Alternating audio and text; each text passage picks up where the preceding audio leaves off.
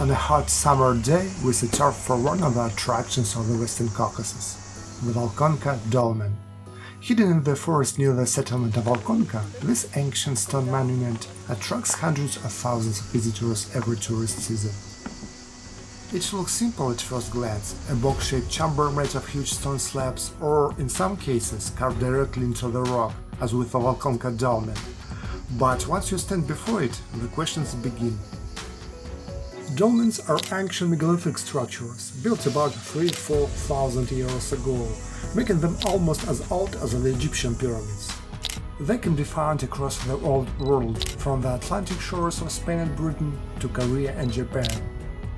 The Caucasus, however, holds a special place in this story. Here many dolmens are still standing partly because some mountain valleys were settled much later than most of Europe, while other parts of the Caucasus have been inhabited since time immemorial. What makes the Caucasian dolmens distinctive is the circular opening carved into the front slab, usually facing the sunrise. Some archaeologists believe this wasn't accidental. Alongside serving as tombs and ritual sites, dolmens may have been used for observing the movement of the sun during the year. For today's visitors, the effect is powerful. Standing before these massive stones, it's easy to imagine ancient builders possessing knowledge or even powers beyond our own. Some tourists speak of supernatural energies, other connections with aliens. After all, how could people without modern technology have moved and arranged stones this heavy?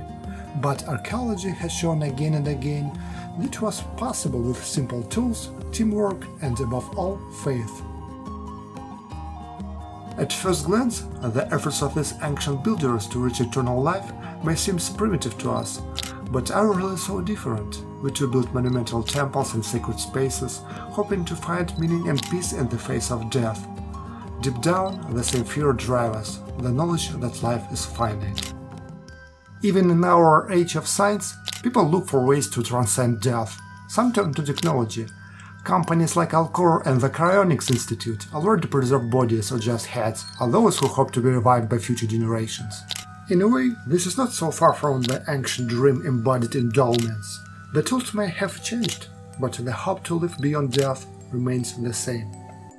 Walking back down the forest path from the Volkonka Dolmen, I thought about how little has changed. 3,000 years ago, people built these stones to face the mystery of death. Today we build laboratories and experiment with cryonics, chasing the same dream. The question remains, will humans ever truly conquer death, or will only keep inventing new technologies to ease our fear of it?